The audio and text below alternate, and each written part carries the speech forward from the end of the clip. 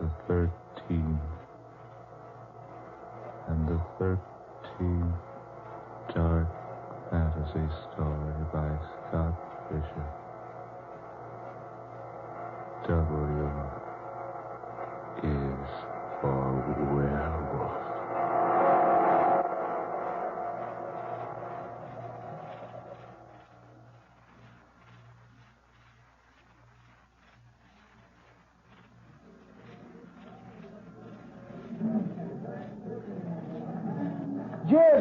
Jim Howard, over this way. Bill Andrews, you old pill roller. Golly, am I glad to see you. Well, Jim Howard, welcome to Cape Howell. You're just the medicine the doctor ordered. And you're the doctor. How are you, Bill? Never better. Say, am I glad to shake hands with you again? You're the same old Jim. 5 years haven't changed you a single bit. Well, I'm sorry. I can't say the same thing about you. You look tired, almost sick. I say you aren't ill, are you? Ill? Oh, no. No, I've just been working hard. Not much sleep lately. Come on, I've got a wagon waiting right over here. Wagon? Sure, nothing fancy about us. We'll take the wagon to the boat landing, and then we'll row over to my island. Say, now, wait a minute, Bill. Are you trying to rib me?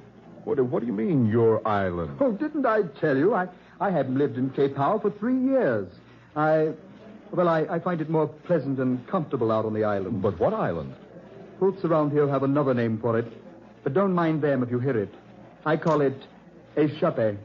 Say that again, Bill. Échappé. Well, what's that, Scandinavian or Esperanto? French. Come on. Here's the wagon over here. Young John's waiting on the boat landing. Oh, I say, how is young John? Jim, I don't know. I'm worried about him. He's having trouble with his studies. Doesn't seem to like books and hates company. Well, I'd say he's more lonesome than anything else. It's more than lonesomeness, Bill. Ever since Bill Jr. died, he hasn't been the same. Angela and I were sorry to hear about Bill Jr. It's pretty sudden, wasn't it? Yes, pretty sudden. That's the way it is in this country, though. So much fever, so few conveniences. Oh, by the way, you say Angela and the child will be along in a few days? Oh, yes. You got my wire? Got it yesterday. I didn't know your sister lived at Lowston. Oh, yes, she has for years. Angela wants to visit about a week, and then she'll come on down here to Cape Howell by steamer. Oh, incidentally, old man, do you think this country's all right for the baby? Had her shots, has she? Oh, yes. Yes, I did everything you suggested in your letter. You know, that letter you wrote almost scared Angela out of coming. Oh. She said if it's that dangerous here, she doesn't think we should risk the child's life by bringing her here. Well, there's no danger at all if the child's been inoculated against the 3 diseases I mentioned. Well, I took care of that all right. You're sure there's no other danger? I've taken care of any other danger there might be. What do you mean? Just that. There's nothing in the world for you or Angela to worry about. Please believe me, Jim. Well, all right, old man, all right. Angela and I are on the first vacation we've had since we've been married. And believe you me, we're here to make the best of it. Good, that's fine. Come on, the wagon's waiting, see? Right over there.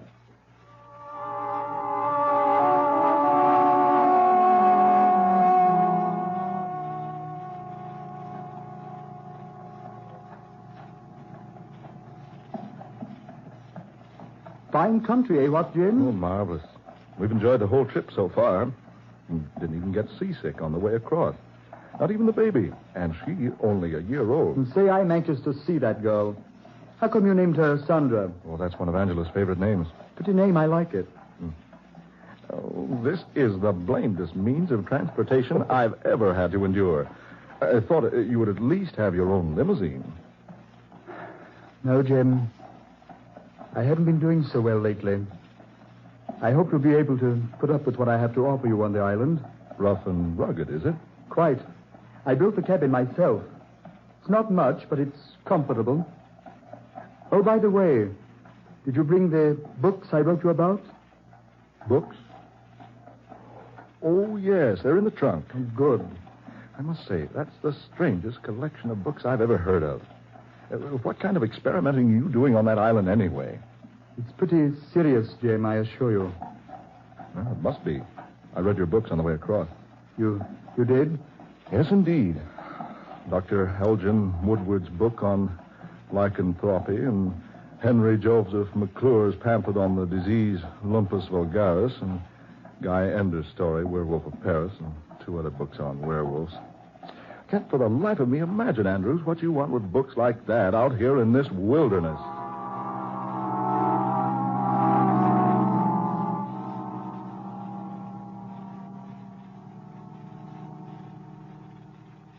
All right, Jim, here we are. Oh, John, here's Jim Howard. You remember Mr. Howard, don't you, Johnny? Well, sure he does. How are you, John, old boy? All right. Glad to see you, sir. Oh, I say, where's that old smile I used to see? Here, let me shake your hand. No, sir. I don't want to shake hands. Oh, come on now. We're old friends, aren't we? No, Mr. Howard. Oh, I say now. Jim, just a minute. Let go, Mr. Howard. There. Jim. Oh, there now. Shake just like old friends. Let go. Let go my hands, sir. Let go. Jim, please. I say. The boy's handbill. Come on, Jim. Into the boat with you. Come along, Johnny. Johnny, get into the boat, son. Yes, sir. Come along, Jim. All right, I'm shoving off. All right, Johnny. You want to take the oars for the exercise, or you want me to row? Well, son? I told him not to shake my hand. I told him, didn't I? Johnny. Can I help it? Is it my fault if my hands all... Johnny! You want to row or not? Yes, sir. I'll row. Okay, son. Hop to it. Johnny, Sonny, if I did something... Come on. Down to the other end of the boat, will you? Here. Sit here. I say, Andrews, that boy's hand. Quiet. He's upset enough. But, Bill, the palm of Johnny's hand. Good Lord, man. It's all covered with a thick rope of hair.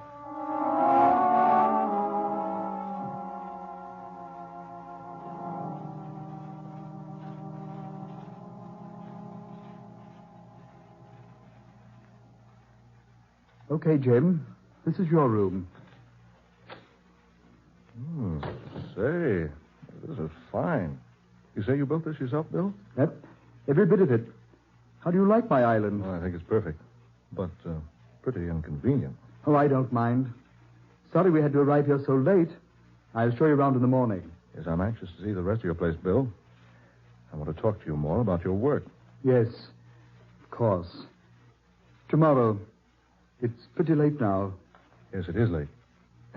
I'm afraid I rather bored you, old man, with my chatter at the dinner table. Oh, Jim, you heathen. You've never bored me a minute in all the time I've known you. Oh, that man Rayfield of yours is certainly an excellent cook. Yes? He's an excellent tutor for young Johnny, too. You'll find him quite helpful if you want anything. Fine. Oh, by the way, the people in this spot are a superstitious lot, Jim. Don't let them bother you with any of their nonsense. Nonsense? Yeah, a silly rot about, well, things in the night. What thing? Oh, there's nothing, of course. But they take all sorts of means to ward off, well, the evil spirits. Oh, I see. Here, I'll set this charm here on your desk. You won't be using the desk. Charm? What charm? Oh, it's just a simple thing that the people hereabouts always insist on putting in the room in which a person sleeps. Here, these 3 bits of green twigs. 2 of them standing upright, like this. There we have it. Hey, what is this? 1 cross piece on the uprights, like this. Then a lakeshore pebble. This little bit of charred wood. There you are. Now you're fully protected. Protected against what? Why, those evil spirits I was telling you about. And now just forget about them, Jim. I just put the charm here in case Rayfield comes in. He's very superstitious, and he'll never rest until he's made a charm for you himself. Well, all right, but I still... Now, just forget all about it. Just a whim of Rayfield's. Good night, Jim. Night, old man. See you in the morning. Right. Bright and early. If you need a spare blanket, there's one in the closet there. Right, Bill. Good night. Pleasant dreams.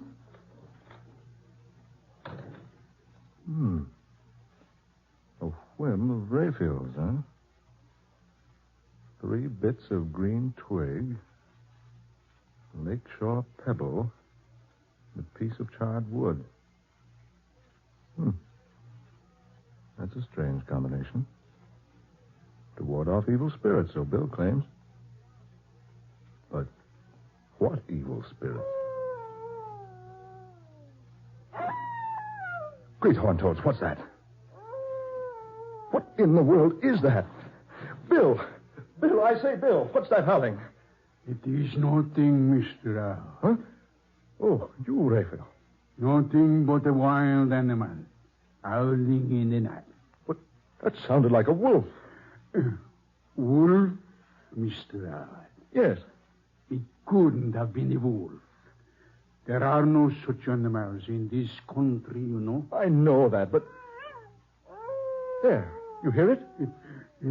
It will be all right, sir.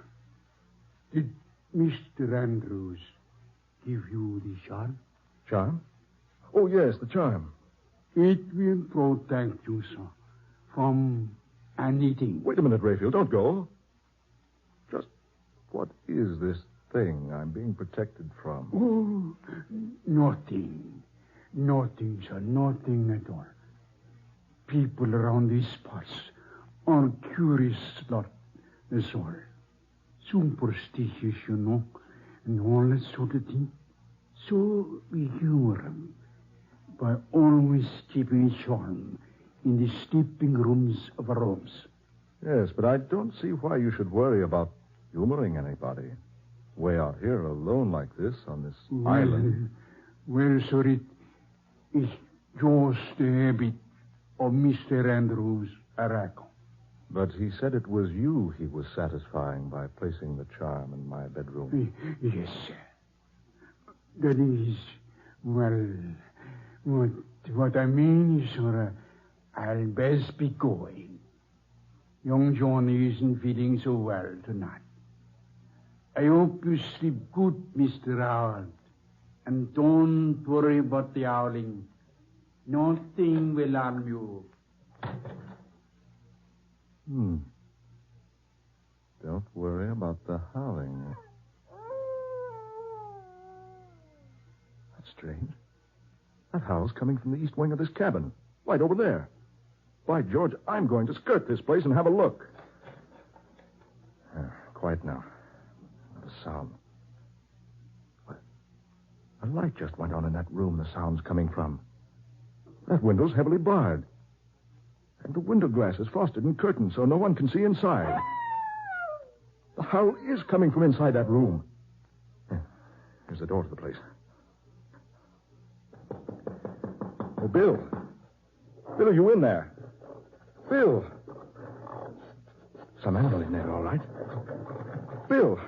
Andrews, are you in there? Whatever it is, it's trying to get out. Bill. Bill, are you all right? Are you in there, old man? Bill, are you in there? Bill! Yes, Jim. What is it? I just wondered if you were all right. I heard that animal howling, and I thought that... Animal? What animal, Jim? Don't tell me you didn't hear it. You weren't by any chance dreaming already, were you, old boy? But the howling came from inside that room. Say, you have been hearing things. I certainly have. And just before you opened the door, I heard an animal sniffing and whining and scratching at the door. Oh, now, Jim. A joke's a joke. But I'm not joking. Well, come on inside and look for yourself, then. Does anybody use this room? Certainly, it's young Johnny's. He and Bill Jr. had the room together before we lost Bill Jr. Bill, I'd swear there was an animal in here a moment ago. Normally, Jim, I'd be a little confused by what you're saying. Well, the long trip, the worry about your baby daughter... Look, there on the door. Long, deep scratches, like an animal's nails would make. Oh, those. Jim, those marks are ancient. The boys used to own a collie dog. We don't have him anymore. We used to shut him up in here sometimes, and he'd scratch on the door for someone to let him out. And what's this? Bill, what is this? A long, heavy chain, securely fastened to the metal bedpost, and a huge leather collar on the other end. Yes, that was the collie's chain and collar. We We've never removed it from the bed. We'd chain the dog here at night to protect the boys. But look here. Fresh blood stains on the collar. And little wisps of grayish fur. Jim, forget it. Those stains aren't fresh. That dog hair has probably been there for ages. Yeah. I suppose so. But why the bars on the windows, Andrews? Just a protection for the children. Well, come on to the living room, old man, and let me get you a drink. Call it a night, shall we? Yes. So I suppose we'd better. Maybe a little sleep will do everybody a lot of good.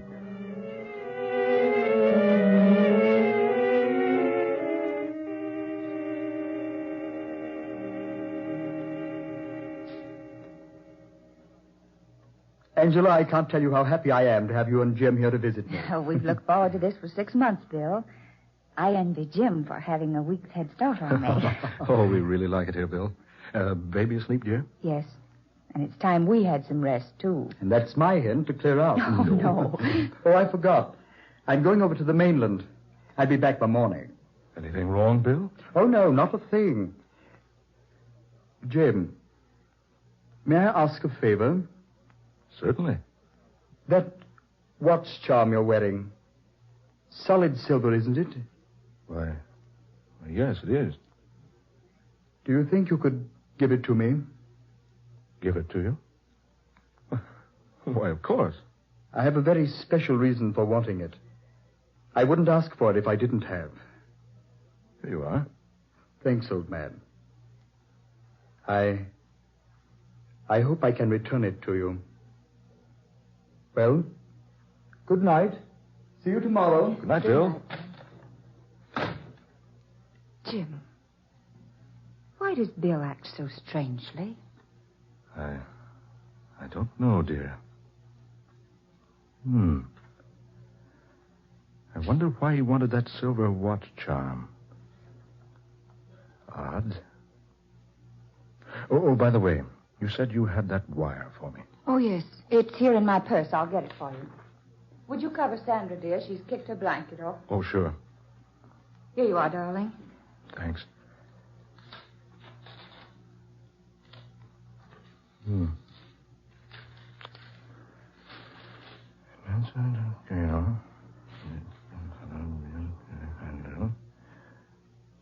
I say, Angela. Yes, dear? Listen. In answer to your cable, I have been able to learn that the grandfather of William J. Andrews was shot in France almost half a century ago by an angered mob. His grave was recently opened, and instead of the remains of a man, investigators found the almost perfectly intact body of a strange beast, somewhat resembling a wolf. Jim, no. Just what I thought. Oh, Jim, what's that? Something's wrong. Come on, hurry. Oh, look. Look down the doorway of that room with the bars at the windows. Some animal running out there near the edge. Jim! I hit that creature 3 times. I couldn't have missed him. And yet the bullets didn't even slow him down. Jim, down the doorway. It's Raphael. Look at him. Oh, his throat. Only an animal could have done a thing like that. Where's young Johnny? Look, Jim. That heavy chain hanging from the bedpost. The collar's gone. Chain snapped right in 2. Angela, you and I have a job to do. I hate to ask you to do this, but I think you've got the courage. To do what, dear? Come along with me. You will see.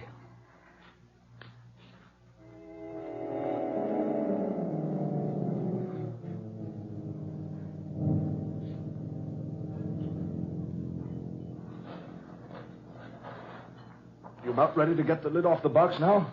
Oh. Steady, Angela. Steady. Oh, this thing's terrible. Desecrating Bill Jr.'s grave like this. Digging up the casket.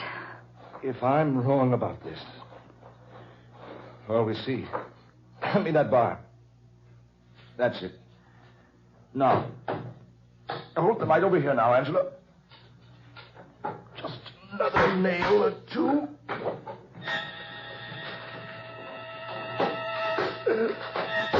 Jim. Just exactly what I thought. That's not a boy's body in that casket. It's what was Bill Jr. But look. Woolly fur all over it. And that head and face. Like a dog's. Like a wolf's. Oh, Jim. Young Bill Jr. died. A werewolf.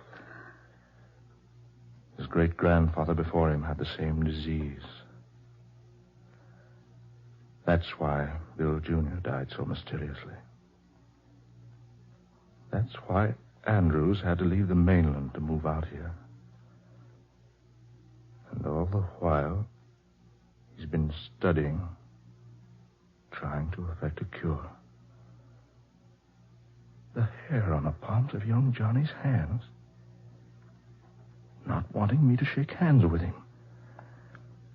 Now I see why Bill was so insistent about the charm of twigs, stone, charcoal.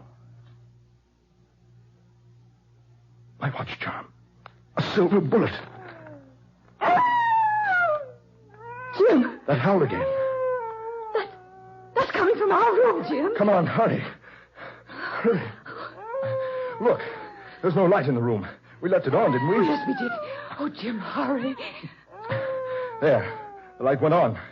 Look out, dear. Let me in there. Oh, locked. This door's locked. Who's in there? Open this door. Open up. Oh, Jim. Open up this door. Open up, I say.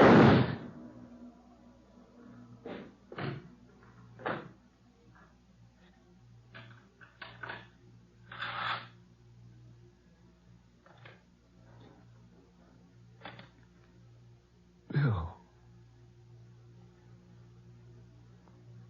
Everything's finished now. Young Johnny is dead.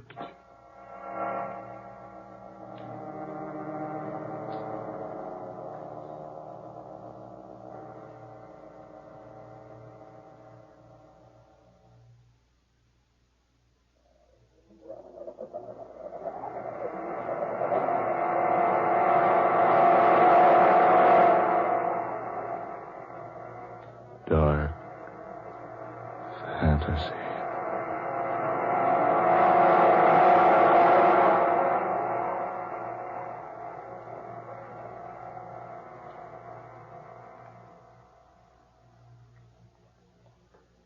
Friday the 13th. And you have heard Scott Bishop's 13th original tale of dark fantasy. W is for Werewolf. Ben Morris was heard tonight as Jim Howard. Garland Moss was Bill Andrews. Eleanor Naylor Corrin took the part of Angela Howard. Fred Wayne was Raphael. And Don Stoltz played young Johnny. Next Friday night at this same time, listen to the 14th in this series of dark fantasy dramas. An intriguing, exciting story called A Delicate Case of Murder. Written by Scott Bishop. A strange, weird tale of a spiritualistic medium who suddenly finds herself in the midst of a vicious and well-planned murder plot, with herself the victim. Murder and fantasy combine to produce one of the most eerie adventures you have ever heard in A Delicate Case of Murder.